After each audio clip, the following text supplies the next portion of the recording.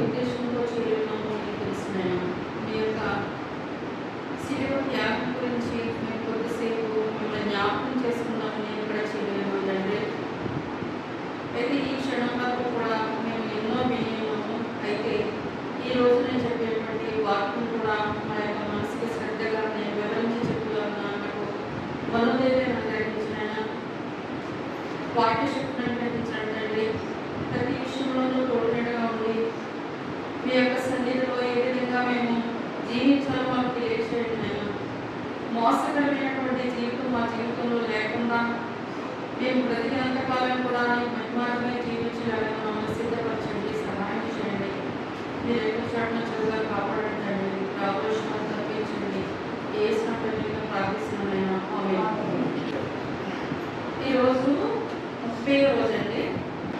ఈరోజు మనకి ఇచ్చినటువంటి వాక్య నిమిత్తం నాట్య విధానం నేను చెప్పట్లేదు, కానీ మత్తయి సువార్త 27వ అధ్యాయం 3 నుంచి 10 వచనాలు మనకి ఇవ్వబడిందండి. ఎప్పుడు మీరు చూడక్కర్లేదు, నేను అన్నీ చెప్తాను. మీకు అవసరాన్ని బట్టి మనం బైబిల్ చూద్దాం.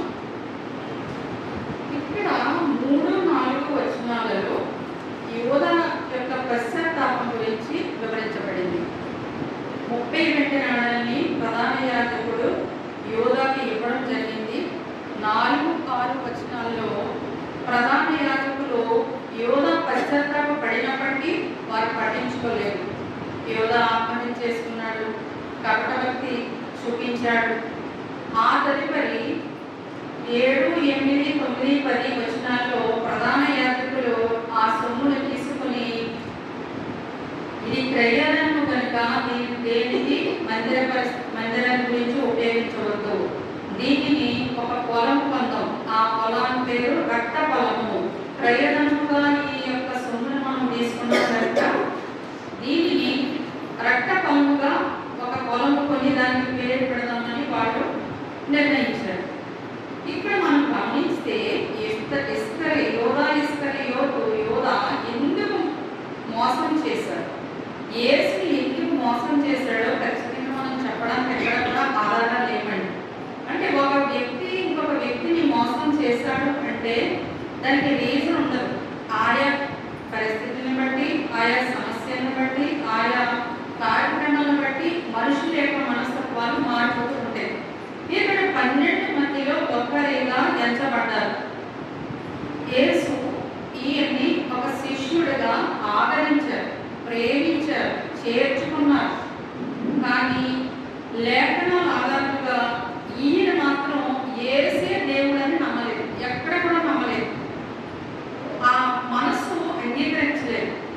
అంటే ఆయన యొక్క గొప్పతనాన్ని అతను స్వీకరించే పరిస్థితిలో లేడు. మెస్సియాను కూడా నమ్మలేదట. మూడోది ఎందుకు నమ్మలేదంటే రోమియోని తొక్కువేయడానికి వచ్చినటువంటి యోధా జాతికి చెందిన ఈ యేసు ప్రభువు అని ఒక అసూయ పెంచుకున్న విధానం కూడా మనం గ్రహించాలి. ఇక్కడ ఎక్కడ కూడా అందరూ శిష్యులు కూడా తగ్గించుకుని బోధకుడా అని పిలిచారు. ఇతను మాత్రం ఎక్కడ కూడా బోధకుడా అని పిలవలేదు, రబ్బీ అని పిలిచేవాడు. అంటే అతను నాట్ యాక్సెప్టబుల్. ఎవరి గురించి యేసు ప్రభువుని మర్యాద ఇవ్వడానికి కానీ ఆయన గౌరవించడానికి కానీ సిద్ధంగా లేడు. ఎవరు? యూదా ఇస్కరియోతు. ఇతడు ద్రోహం చేశాడు, నిరాకరించాడు. ఆయన అందరూ ఇలా చూడండి, నా వైపు చూడండి. ఇతను ద్రోహం చేయడానికి ప్రతి విషయంలోనూ కూడా ఆయన మీద ఏదో రకంగా నేరం మోపాలని చూస్తూ ఉన్నాడు. యోహాను సువార్త 12-4-6 వచనాల్లో, మత్తయి సువార్త 20-25 వచనంలో అతడు ద్రోహం చేసి నిరాకరించాడు. యేసు ప్రభు యొక్క ప్రేమను అన్ని విధాలా నిరాకరిస్తూనే ఉన్నాడు. ఇతని యొక్క ప్రేమలో ఇతని యొక్క ప్రజెంట్ అయ్యేవాడు. యేసు ప్రభు ఎక్కడ మీటింగ్ పెట్టినా, ఎక్కడ కూడినా, ఎక్కడ ఉపమానాలు చెప్పినా, ఎక్కడ బోధించినా అటెండ్ అయ్యేవాడు. కానీ ఎక్కడ కూడా అతని మనస్ఫూర్తిగా ఆయన చెప్పే మాటలు కానీ ఆయన చెప్పే విధానం కానీ అంగీకరించినట్టే ఎక్కడా లేదు. ఇతని మనసులో ముందు నుంచి కూడా ఏముందంటే యేసు ప్రభువుల జనం నన్ను వెంబడిస్తే బాగుండను, నాకు ఈయనకు వచ్చినటువంటి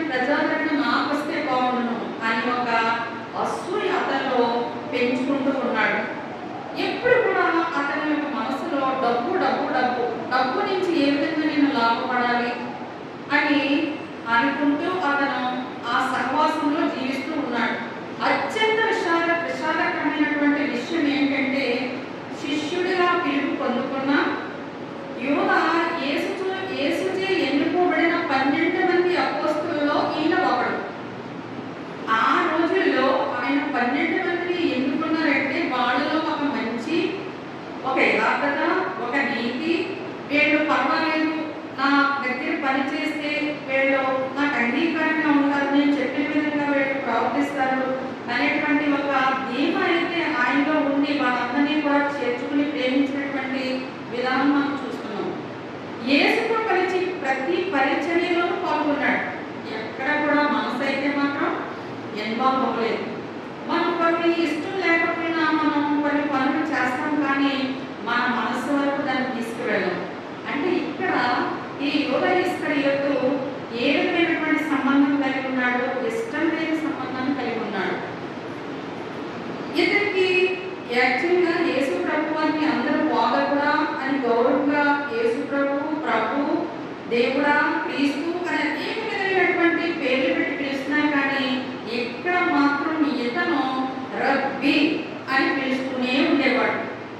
అయితే యేసు ప్రభు ముందుగానే గమనించి ఈయనకి చాలా బిరుదులు ఇచ్చాడు.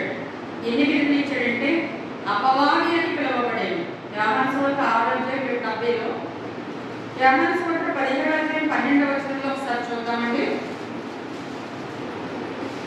ముందుగానే ఆయన గ్రహించి ఈయన గురించి ఎటువంటి బిరుదు ఇచ్చాడో ఒకసారి చూద్దాం. యోహాను సువార్త 17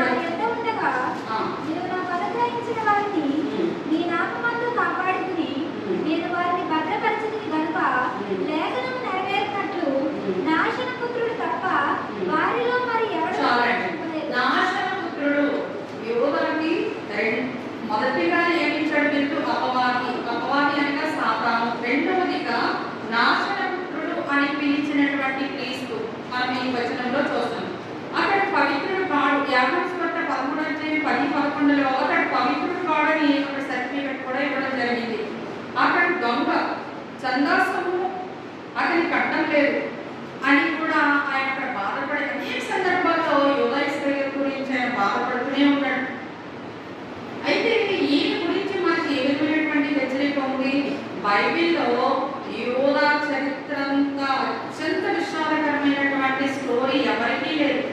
మరియు ఇది మనకు ఒక హెచ్చరిక. ప్రెసిడెంట్ యేసు అందరూ కూడా మోసం మోసం మోసం. ఈ మోసం గురించి మనం చూస్తే ఆత్మవంచన అనేటువంటి ఆ పదం తీసుకుంటే మోసం అని అర్థం. ఆత్మవంచన అనగా మోసము అని అర్థం.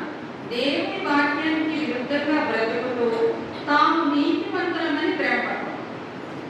దేవునికి ఎడవలసిన జీవిస్తూ ఉంటాం, ఇష్టం లేని పనులు చేస్తూ ఉంటాం. కానీ మనం ఎలా అనుకుంటామంటే చాలా నీతిమంతులు, మనం దేవునికి చాలా ఇష్టమైన పనులు చేస్తున్నాం.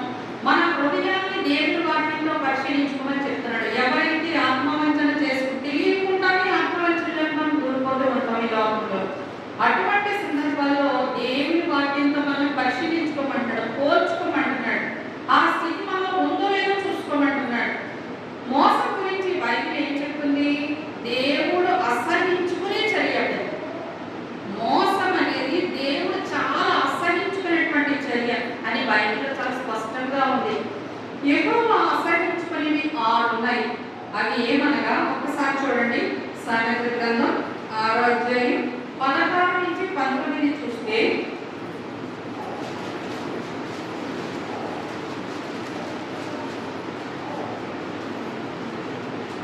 యెహోవాకు అసహ్యమైనవి 6 కలవు. 7 ఆయనకు హేయములు. అవేమనగా అహంకార దృష్టియు, కళ్ళలాడు నాలుకయు, నిరపరాధులను చంపు చేతులను, దుర్యోచనలు యోచించు హృదయమును, కీడు చేయుటకు త్వరపడి పరిగెత్తు పాదములను, లేని వాటిని పలుకు అబద్ధ సాక్షియు, అన్నదమ్ములలో జగడములు పుట్టించువాడును. ఇవన్నీ కూడా యెహోవా చాలా అసహ్యమైనటువంటి, మన దేవుడికి అన్నీ కూడా ఇవి చాలా అసహ్యించుకునేటువంటి కార్యక్రమాలు. ప్రభు మార్గాన్ని మనం అనుసరించాలంటే మనం ఏం చేయాలి? మీ హృదయంలో మరియు ఆత్మలో మోసం ఉండకుండా చూసుకోవాలి. ఒకవేళ ఒక్కొక్క సాధనంలో యోధా వస్తూ ఉంటాడు, తెలియకుండానే యోధా మన ఎదురు కూర్చుంటూ ఉంటాడు. కొన్ని సమస్యలు మనం చుట్టుకుంటున్నప్పుడు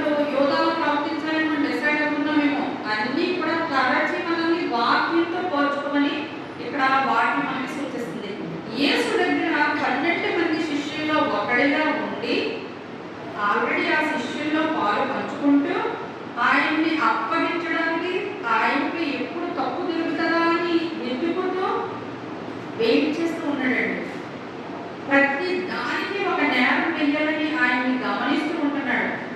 ఈయనకి ఈ యూదా ఇస్కరియోతుకి ఫస్ట్ శిష్యుడిగా పిలుపు వచ్చింది. నువ్వు నా యొక్క శిష్యుల ఒకటిగా నువ్వు చేరు అని పిలుపు వచ్చింది.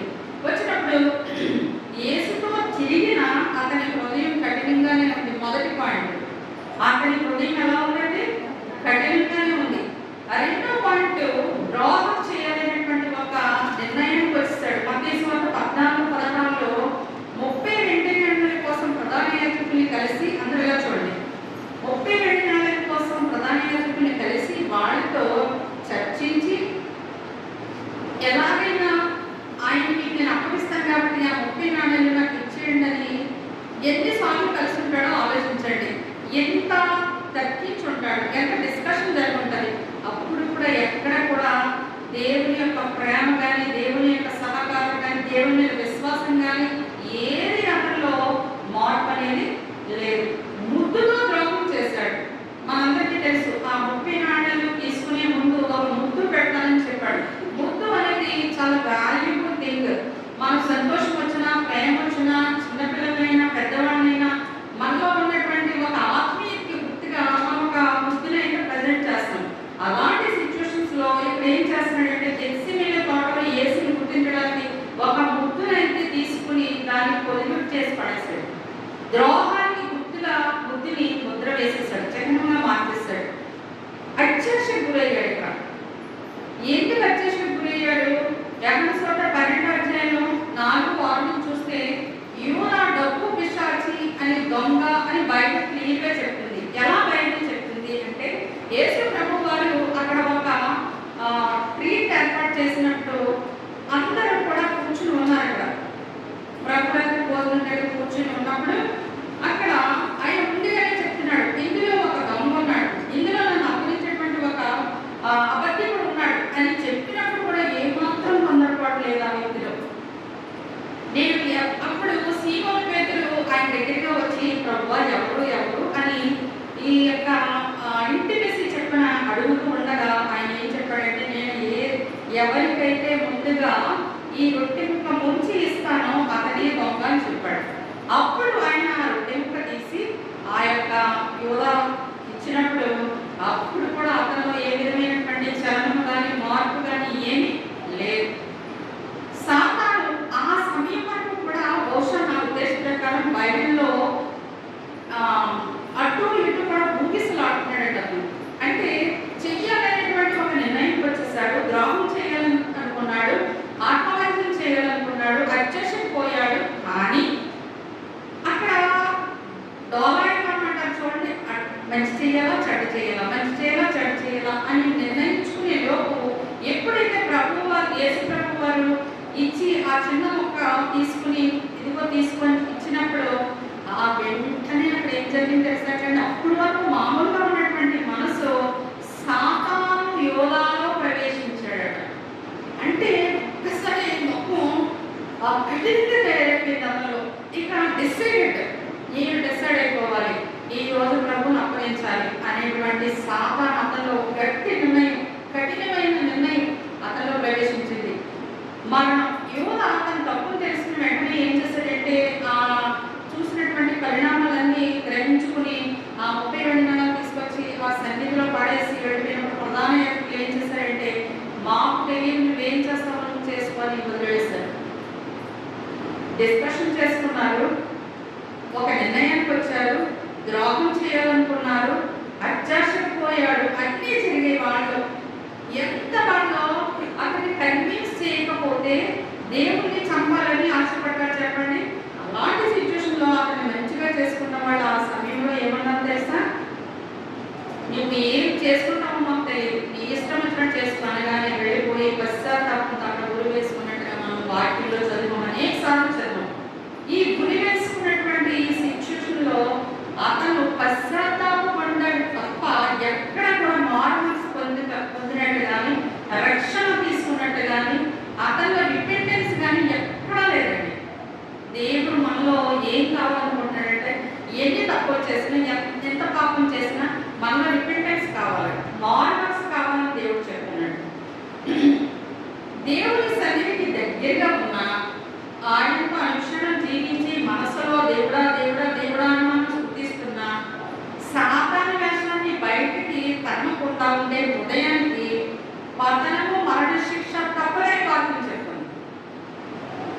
దేవునితోనే ఉన్నాడు, దేవునితోనే జీవించాడు, దేవునితోనే మాట్లాడుతూ ఉన్నాడు, దేవునితోనే అనుక్షణం మంచి మంచి స్థానానికి వెళ్ళాడు, అన్ని చక్కగా చూస్తూ ఉన్నాడు, అన్ని వివేచనగా ఆలోచిస్తున్నాడు. కానీ చివరికి మరణము పతనము అతని చుట్టూ ఒక ఉరిగా వేలాడుతూ ఉంది.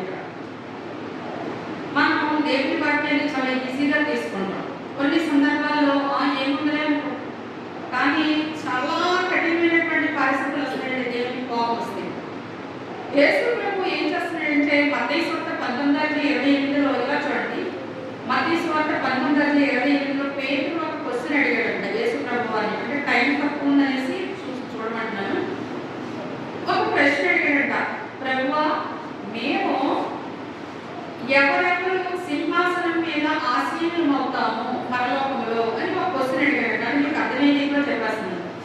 అప్పుడు ఆయన ఏం చెప్పారంటే, యేసు ప్రభు వారు ఏం చెప్పారంటే, మీరును 12 గోత్రముల వారు సింహాసనం మీద ఆసీనులై ఉంటారని అక్కడ మాట ఇచ్చాడు ఆయన. ఆ మాట చెప్పిన ఎంత నిజంగా సంతోషమైనటువంటి పరిస్థితి చెప్పండి. అలాంటి సిచ్యువేషన్ లో ఇతను ఘోరమైన అపరాధం చేసి అతను తప్పించేసుకున్నాడన్న మంచి పరలోకంలో ఉండేటువంటి తన స్థితిని నరకంలోకి వెళ్ళిపోయే పరిస్థితి తెచ్చుకున్నాడు. ఆ సమయంలో ఇతను తప్పించబడ్డాడు. అయితే ఈ యొక్క పెంతెకొస్తు దినం జరిగినప్పుడు మత్తయిని అందులో చేర్చారు. 12 శిష్యులు లేరు కదా, చేర్చారు. అయితే మత్తయి కొంతకాలం తర్వాత పక్కకి వెళ్ళిపోయినట్టుగా మనం దేవుని వాక్యం తెలియజేస్తుంది. ఈ మత్తయి తర్వాత చివరిగా కొత్త నిబంధనలోకి వచ్చినప్పుడు పౌలు గారు ఆడేయడంలో అదృష్టవంతులు. ఎవరికి ఏ అదృష్టం దక్కాలో ఆ అదృష్టమే దేవుని దగ్గర దక్కుతారు.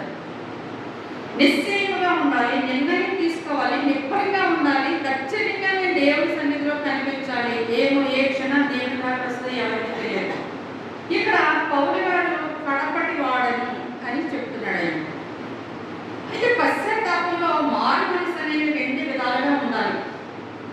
ఒకసారి చూద్దాం. 2 కొరింథీయులకు రాసిన పత్రిక 7వ అధ్యాయం 10వ వచనంలో,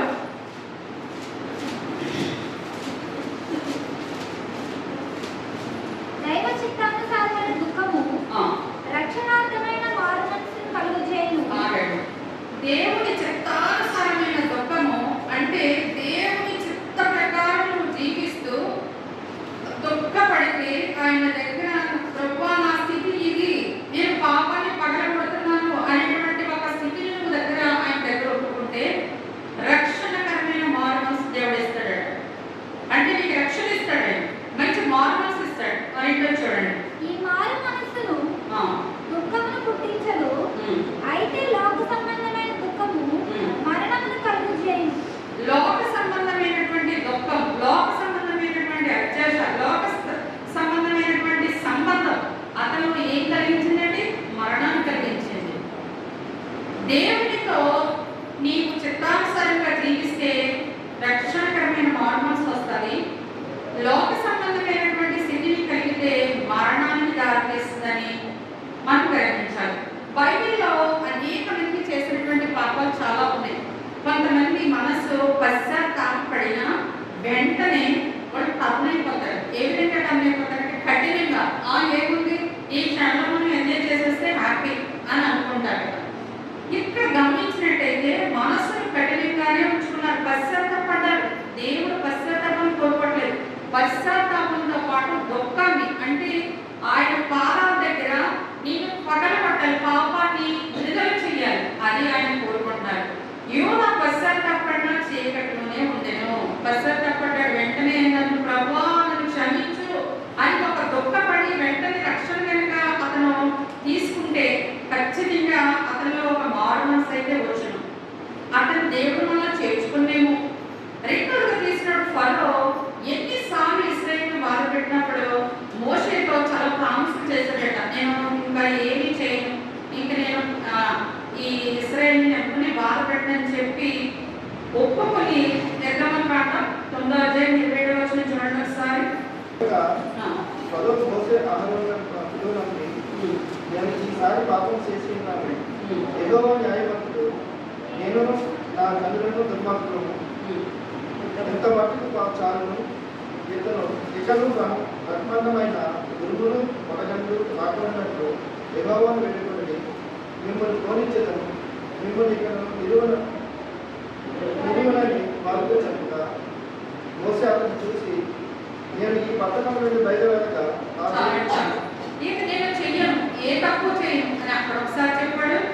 9:34 వచనంలో కూడా రెండోసారి కూడా చెప్పాడు, నేను ఏ తప్పు చేయను, ఏ పాపం చేయను, నేను ఇంకా మార్మల్స్ కలిగి ఉంటాను. పశ్చాత్తాపడ్డాడు. తన హృదయం తానే కట్టినపరుచుకుంటూ వచ్చాడు. మళ్ళా రిపీటెడ్గా అదే తప్పు చేస్తూ ఉన్నాడు. సౌలు తీసుకుంటే మనకు తెలుసు, దావీదు గారి మీద ఒక అసూయ అయితే పెట్టుకుని ఆయన తరుగుతూ ఉన్నాడు. అడవిలో ఎక్కడ పడితే అక్కడ ఆయన్ని చంపాలనే ప్రయత్నంలో ఆయన చేస్తున్నవాడు. ఒకటోసారి 26-27 వర్షంలో ఉంది, ఇంటికెళ్ళా చదవండి. అయితే అలాగే పాపం ఒప్పుకున్న సౌలు దారికి వచ్చి రక్షింపబడ్డాడు.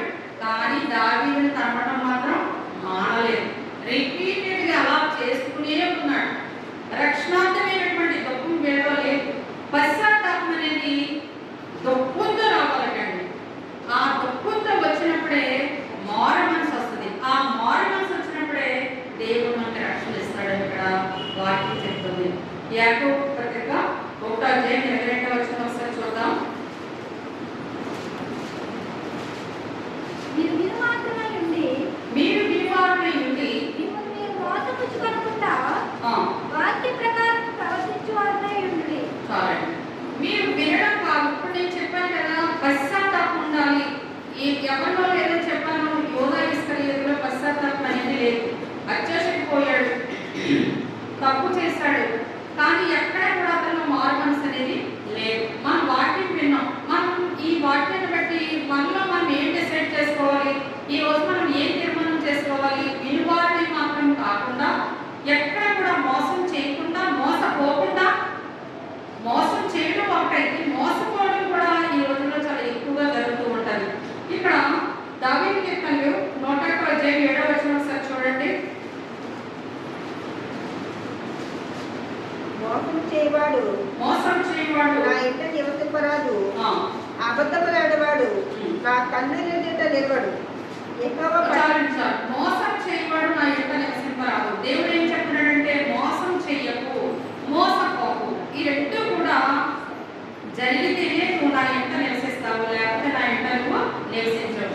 దావీదు కీర్తనలో దావీదు గారు 3 విషయాలు చెప్తున్నాడు. ఏంటంటే పశ్చాత్తాపం అనేటువంటి విషయం గురించి 51వ అధ్యాయంలో, ఇక్కడ కాదు ఇంటికి వెళ్ళాక చూడండి, 51వ అధ్యాయంలో 3 విషయాలు ఆయన పదే చెప్తున్నాడు. ఏంటంటే అపరాధము, పాపము, అతిక్రమములు. ఈ 3 కూడా మనిషిని నిలువుగా చీల్చేసేటువంటి గొప్ప ఆయుధాలు. ఈ 3 ఏంటి సంబంధం? అపరాధము, పాపము, అతిక్రమములు. అపరాధం అంటే ఇతరులకు హాని కలిగించడం. పాపం అంటే మనలో ఏమీ కూడా దేవుని యొక్క ప్రేమ చేరలేకపోవడం, రీచ్ అవ్వట్లేదు మనం. అతిక్రమం అంటే తప్పు మీద తప్పు చేసేయడం. ఈ 3 కూడా ప్రజలకి గొప్ప ముంచేసేటువంటి ఆయుధాలు. ఈ 3 మనం సరిదిద్దుకోకపోతే దేవుని చిత్త ప్రకారం జీవించడం చాలా కష్టమైనటువంటి విషయమని ఇక్కడ దావీదు చెప్తున్నారు. బైబిల్లో గొప్ప ధైర్యంలో పశ్చాత్తాపం పొందిన వాళ్ళు కూడా కొంతమంది ఉన్నారు. ఎంత పశ్చాత్తాపం అంటే వాళ్ళు గోనె పట్ట ధరించుకుని బూడిదలో కూర్చుని ఆ బూడిదని తల మీద పోసుకుని పశ్చాత్తాపడిన వాళ్ళు కూడా ఉన్నారు. దావీదు కీర్తన 51వ అధ్యాయంలో దావీదు గారు చాలా పశ్చాత్తాపడ్డారు. అనేక విధాలుగా పశ్చాత్తాపడ్డారు, దుఃఖించారు, మళ్ళా తిరిగి దేవుడిని ఆదరించలేమా అని అడుగుతూ ఉన్నారు. యోబు గ్రంథంలో 42వ అధ్యాయం 16వ అధ్యాయంలో యోబు గారు కూడా చాలా పశ్చాత్తాపడ్డారట.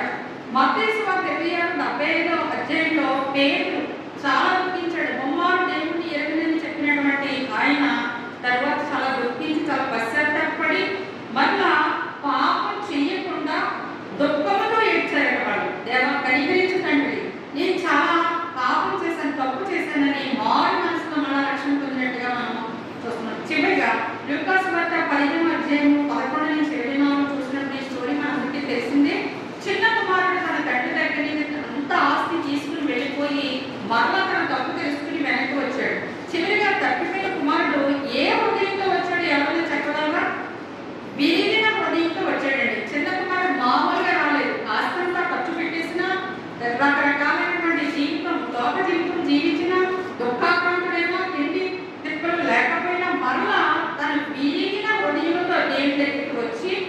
తాను సిద్ధపరచుకొని ఒక యవ్వనస్తునిగా ఒక తండ్రి ఇంటికి వచ్చాడు. అది దేవుడు మనం అడుగుతున్నాడు. మళ్ళా మనం పూర్తిగా శుభ్రపరచుకుని దేవుడి సన్నిధికి రావాలని దేవుడి వాక్యం మనకు బోధిస్తుంది. ఇది నిజమైన పశ్చాత్తాపం. నా తండ్రి ఇంట అనేక మంది నివాసం కలిగి ఉన్నారు, అనేక మంది తిండి ఉంది, అనేక మందికి చాలా సుఖం ఉంది, కానీ నేనైతే ఈ విధమైనటువంటి స్థితిలో ఉన్నాను అని చిన్న కుమారుడు తప్పించిపోయినటువంటి పరిస్థితి. చివరికి ఒక యవనస్తుడిగా, ఒక శుభ్రపరమైన వ్యక్తిగా, ఒక యథార్థవంతుడిగా, ఒక తండ్రికి లోబడినటువంటి వ్యక్తిగా వచ్చి మళ్ళా తన తండ్రి దగ్గర పశ్చాత్తాపం పడ్డాడు. 21వ వచనంలో ఒకసారి చూడండి. అప్పుడు ఆ కుమారుడు అతనితో తండ్రి, తండ్రి నేను పరలోకమునకు విరోధంగాను నీ ఎదుటను పాపం చేసితిని. ఇక మీదట నీ కుమారుడనని అనిపించుకోవడానికి యోగ్యుడను కాననేను. నేను యోగ్యుడా కాను అని చెప్పాడు. కానీ ఆ తండ్రి వదిలేశాడంటే వదలలేదు. చక్కని కొవ్విన మాంసాన్ని వరించి చక్కని విందు చేసి అందరితో కూడా సంతోషించినటువంటి రీతిగా ఉంది. అలాగే దేవుడు ఒక్క పాపి కట్టుకుపోయినా ఆయన మళ్ళీ వెనక్కి వస్తే ఆయన ఆదరించి, కనికరించి, ప్రేమించి మనల్ని జీవిత కాలం మనల్ని పోషించేవాడుగా ఉన్నాడు, మనకి సమాధానం ఇచ్చేటువంటి దేవుడుగా ఉన్నాడు. కాబట్టి ఈ హోదాలో ఉన్నటువంటి మోసాన్ని మనం పదే పదే గుర్తు చేసుకోవడం కాదు. ఆ మోసం పోకుండా మనం దేవుని యొక్క ప్రేమను ఎలా కాపాడుకోవాలి, దేవుని యొక్క ఆత్మను మనం ఎలా పొందుపరచుకోవాలి అనేటువంటి స్థితికి అయితే మనం ప్రార్థించే వారంగా ఉండాలి. 1 యాకోబు 1వ అధ్యాయం 9వ వచనంలో ఒకసారి చివరిగా అందరం చదువుతున్నామండి. 1 యాకోబు 1వ అధ్యాయం 9వ వచనం.